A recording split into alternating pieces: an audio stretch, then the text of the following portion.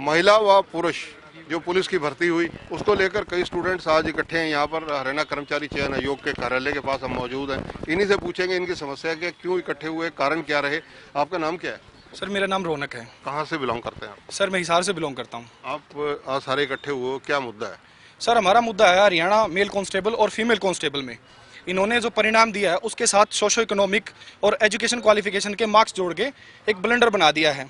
जो नॉर्मलाइजेशन का फॉर्मूला इन्होंने लगाया उन्होंने परसेंटाइल में तो रिजल्ट दे दिया और उसके साथ स्कोर ऐड कर दिया एक्स्ट्रा मार्क्स और एजुकेशन क्वालिफिकेशन के। उससे क्या हुआ कि जो परसेंटाइल है वो एक रैंक स्कोर है और जो मार्क्स है रॉ मार्क्स वो एक अलग है। अब आप मतलब दूध और क्या ना पानी और ऑयल को कैसे मिला सकते हो आप लोग? तो वो एक बहुत अलग मुद्दा है। इसको आपको करना पड़ेगा कि जो रॉ मार्क्स हैं इसको या तो परसेंटाइल को रॉ मार्क्स में कन्वर्ट करो, उसके साथ एजुकेशन मार्क्स है जो उनको जोड़ो, उसको परसेंटाइल स्कोर में दे दो, या फिर इनको आप वैकेंसीज को जो शिफ्ट्स हैं उनमें आप बाइफरगेट कीजिए और फिर फाइनल रिजल्ट दीजिए। हमारा मुद्दा है कि जो परिणाम दिया गया आप लोगों ने वो बहुत बड़ा ब्लंडर है, उसको रिवाइज कीजिए। फीमेल के साथ तो बहुत गलत किया गया क्योंकि एक भी लड़की, इवन अ सिंगल गर्ल, एक भी ऐसी सेलेक्ट नहीं हुई है जिसके पास एक्स्ट्रा मार्क्स ना हो और वो लड़की सेलेक्ट हो जाए। सब के सब एक्स्ट्रा मार्क्स वाले सेलेक्ट है। हम सेलेक्टेड कैंडिडेट है, ये भी सेलेक्ट है, मैं भी सेलेक्ट हूँ, सब सेलेक्टेड कैंडिडेट्स है, एक्स्ट्रा मार्क्स भी हमारे पास। लेकिन वही श्वेता दीदी ने जो बताया था उसके साथ कि भाई ये भर्ती कोर्ट में जाके फंस जाएगी, वो फिर 10 साल 5 साल हम घूमते रहेंगे और हमारा जीवन तो यही चला जाएगा। अब आखिरी भर्ती है, एज जाने वाली है, हम ओवर एज होने वाले हैं, तो ये बहुत बड़ा ब्लंडर है सर। आपका नाम क्या है? सर किरण। कहाँ से हैं आप? सर मेहंदेगढ़ से। आप क्या कहना चाहेंगे? सर हम ये कहना चाहते हैं कि नॉर्मलाइजेशन से हमें दिक्कत नहीं है, लेकिन इन्होंने जो किया है ना उसकी आड़ में धांधली भी होगी तो पता नहीं लगेगा किसी को। परसेंटाइल होता है कि रैंकिंग बताने के लिए होता है वो, कि बच्चे को स्कोर बता दिया जाए कि तुम कहाँ स्टैंड कर रहे हो, तुमसे कितने नीचे बच्चे हैं तुम्हारे स्कोर से और कितने ऊपर हैं। तो वो तो इन्होंने रिटर्न में लगा दिया परसेंटाइल, और उसमें डायरेक्ट 20 में से कितने नंबर हैं बच्चे के वो ऐड करके के उन्होंने रिजल्ट दे दिया। अब ये है कि क्या कहना चाहते हैं आप अच्छे बोल रहे हैं, बीच में ब्रेक लग रही है, आप बोलिए। एडिट कर देंगे आप बोलिए विदाउट एडिटिंग भी बोलिए। 15 दिसंबर को ये रिजल्ट आया था, उसके बाद हमने ना 10 दिन बाद 21-22 दिसंबर को हमने केस भी किया था। केस की कोई हियरिंग नहीं हुई है, उसके बाद बहुत सी लड़कियों ने केस कर दिया। उसके बाद चेयरमैन साहब ने ना बयान दिए थे अपने मीडिया वगैरह में भी, उन्होंने माना भी था कि ये गलत हुआ है। उन्होंने बोला कि अगर गलती हुई है तो हम इसको देखेंगे, रिवाइज करेंगे। लेकिन ऐसा करने के बजाय बार बार यही न्यूज़ आ रही है कि इनकी ज्वाइनिंग हम देंगे। कभी अमर उजाला से ये न्यूज़ आती है, कभी लड़कियां पूछती हैं सर से तो सर कहते हैं कि यही फार्मूला रहेगा, चेंज नहीं होगा। तो ऐसे है ना, बच्चे मेंटल स्ट्रेस होने लग रहा है, बच्चों को टेंशन में है, वो सिलेक्टेड भी टेंशन में है, जो अनसिलेक्टेड है वो भी टेंशन में है। आपका नाम क्या है? जी मेरा नाम रोहित। रोहित, आप क्या कहना चाहेंगे? जी सर, इन्होंने देखो पहली बात इन्होंने नॉर्मलाइजेशन किया। पहली बात तो ये थी कि जब एडवर्टाइजमेंट में नॉर्मलाइजेशन नहीं लिखा है तो इन्होंने किया तो वहाँ गड़बड़ हुई। चलो फिर इन्होंने नॉर्मलाइजेशन कर दिया, शिफ्ट को इक्वल कर दिया, कोई दिक्कत नहीं है।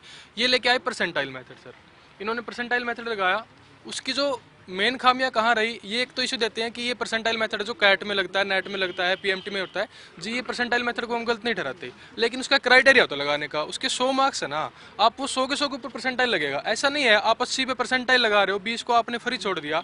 उस परसेंटाइल की मेन कमी क्या निकल के आई, जो बच्चा टॉपर और एक जो लास्ट कैंडिडेट सिलेक्टेड था मान लो, तो उनके जो बीच का 20-30 नंबर का गैप था, इन्होंने 2-3% में कन्वर्ट कर दिया उस चीज़ को। ठीक है, उससे क्या हुआ कि जिस बच्चे के पास भी एक्स्ट्रा मार्क्स है ना, सिर्फ वही जॉब ले सकता है। अगर आपने एग्जाम में 100 के 100 पे क्वेश्चन भी ठीक कर दिए ना, 80 नंबर का क्राइटेरिया मतलब एग्जाम का, अगर आपने पेपर में 100 के 100 क्वेश्चन भी ठीक किए हैं, आपके पास अगर लड़कियों में 9 से कम है तो आप जॉब नहीं ले सकते, आप जॉब लग ही नहीं सकते। श्वेता जी, आपसे पूछना चाहूँगा, आप यहाँ पर मौजूद हैं, जो नॉर्मलाइजेशन है उसकी परिभाषा आप कैसे देखती हैं? नॉर्मलाइजेशन का अर्थ ये होता है कि यदि कोई पेपर डिफ़िकल्ट है या इजी है तो अनड्यू एडवांटेज इजी वाले को ना मिले और अनड्यू डिसएडवांटेज मुश्किल वाले को ना मिले, वो बराबरी पे आ जाएं, एवरेज कर दें। लेकिन यहाँ पे क्या हुआ है, यहाँ पे बराबरी नहीं हुई, यहाँ पे इनके साथ बहुत बड़ी ज़्यादती हो गई। कहने का अर्थ ये है कि 24 सेट थे, 24 पेपर थे इनके मेल कांस्टेबल में। 24 पेपर में आप ये देखिए 24 टॉपर होंगे अलग अलग एक शिफ्ट में। 6 शिफ्ट थी, मान लीजिए 6 शिफ्ट ही मान के चलते हैं, 6 शिफ्ट में 6 टॉपर हैं। 6 टॉपर में एक के 80 पे टॉपर जा रहा है, दूसरा 60 पे टॉपर जा रहा है, तीसरा 50 पे टॉपर जा रहा है, पांचवा 100 पे टॉपर जा रहा है। आप ऐसे समझें तो उसके भी 100% 80 वाले के, दूसरा 60 वाले के भी 100%, तीसरा 50 वाले के भी 100%। इन्होंने क्या किया कि जो 6 टॉपर थे उनको जोड़ के पता नहीं कैसे एक सिंगल लिस्ट बना के एक टॉपर बना दिया। फिर उसके अंदर मान लीजिए किसी अभ्यर्थी के 80 मार्क्स हैं, वो अल्टीमेट टॉपर है 80 मार्क्स के साथ, उसमें जो सोशियो इकोनॉमिक के अंक जोड़े गए, मान लीजिए उसके पास सोशियो इकोनॉमिक के अंक नहीं है, 80 जो नंबर ले रहा है बच्चा, लेकिन जो ले रहा है 70 नंबर बच्चा, उसके पास है 12 अंक या 15 अंक सोशियो इकोनॉमिक के और एक्स्ट्रा एजुकेशनल क्वालिफिकेशन के, तो वो 70 वाला मान लीजिए आखिरी है, तो 70 वाला 15 नंबर लेके टॉपर से आगे निकल गया। तो ये जो मेथड जो लगाया है वो रिटर्न में टॉपर को पीछे कर रहा है, धकेल रहा है वो। आप क्या अभी तक चेयरमैन साहब से या किसी जो संजीदा अधिकारी हो या मुख्यमंत्री महोदय हो उनसे मुलाकात हुई इस मुद्दे को लेकर? जी मैं अभी अंदर जाने वाली हूँ, मेरी अपॉइंटमेंट है सर के साथ और मैं इस मुद्दे पर उनसे चर्चा करने वाली हूँ। समस्या का समाधान आपके जहन में क्या है? इस समस्या का समाधान तुरंत तो इसके ऊपर स्टे लगाया जाए, आगे प्रक्रिया को रोका जाए, इस रिजल्ट को रिवाइज किया जाए और इस रिजल्ट को रिवाइज दूसरे फॉर्मूला से किया जाए। जो फॉर्मूला ये लगा रहे हैं वो गलत है सरासर। इन्होंने कहा है वर्बली कि इन्होंने इंडियन स्टैटिस्टिकल इंस्टीट्यूशन कोलकाता से पूछा है कि क्या ये मेथड सही है और उन्होंने कहा सही है। ये अखबार में आया था तो तब मैंने क्वेश्चन रेज किया था कि आपने जो लिखित में उनसे पूछा है और जो लिखित में उनका जवाब आया है वो आप सार्वजनिक करें, तो वो सार्वजनिक नहीं हुआ क्योंकि वो आधा पूछ रहे हैं, इन्होंने आधा लगाया है। जो ये जेईई मेंस और जो ये इसकी क्या कहते हैं कैट की या फिर यूपी पुलिस एसआई की बातें करते हैं, उसमें सिर्फ रिटर्न के आधार पे है, यहाँ पे तो रिटर्न प्लस एक्स्ट्रा मार्क्स है, तो आप एक्स्ट्रा मार्क्स को कैसे करोगे? आप क्या कहना चाह रहे हैं? शॉर्ट में कहिएगा। जी, विभिन्न मतलब इंस्टीट्यूट से हम कांटेक्ट कर रहे हैं कि चीज़ गलत है। हर प्रोफेसर जो थोड़ा सा भी मैथ जानता है ना, वो हर बंदा समझता है कि चीज़ गलत है। अभी हमने डीयू में भी आरटीए लगाई थी, उन्होंने भी वैसे बोला कि वैसे तो आपका इंटरनल मैटर है, बट इसका जो अगर आप शॉर्ट में देखोगे तो उन्होंने ये बोला कि it may be noted that marks are not awarded in percentile. ठीक है, ये डीयू की भी आरटीआई है, यानी बड़े बड़े स्टैटिशियन मैथमेटिशियन तक ये मान रहे हैं कि ऐसा नहीं हो सकता। खुद ये हमारे जो 1 महीने पहले हम इनसे मिले थे, इन्हीं के मेंबर से, लीगल एडवाइजर थे इनके और थे, वो खुद बोलते कि ये चीज़ गलत है, हम 10 दिन में आपको इनका रिजल्ट दे देंगे। हम 1 महीने तक वेट कर चुके हैं, इनका कोई रिस्पॉन्स नहीं है। ऊपर से ऐसे ऐसी मतलब लेटर जारी करते हैं कि हम ज्वाइनिंग करवा देंगे करवा देंगे। टोटल कितने बच्चों ने इसमें अपीयर हुए थे और कितने बच्चे सेलेक्ट हुए हरियाणा में, लड़के और लड़कियाँ? जी देखिए, लड़कियों की बात की जाए तो लगभग 1100 के जो करीब वैकेंसीज हैं और 7000 के करीब जो फाइनल फिजिकल में सेलेक्ट हुई थी। ठीक है, उन्हें फिर ऊपर वाली उठा ली इन्होंने, जिसके मार्क्स एक्स्ट्रा हैं, और उन्होंने जो रिटर्न का 80 नंबर का था उसका कोई महत्व नहीं छोड़ा इन्होंने। बात मेल की जाए तो मेल की 5500 वैकेंसीज हैं, लगभग 37,500 जो बच्चे इन्होंने फिजिकल के लिए बुलाए थे उसका अभी ये पेंडिंग है। उसका ना तो ये डिटेल रिजल्ट जारी कर रहे हैं कि कितने पे हमने कट ऑफ लगाई है, कम से कम हमारे अंक तो बताओ ना, हमारा ये तो बताओ हम स्टैंड कहाँ कर रहे हैं। ये अच्छा पॉइंट इसने उठाया कट ऑफ को लेकर।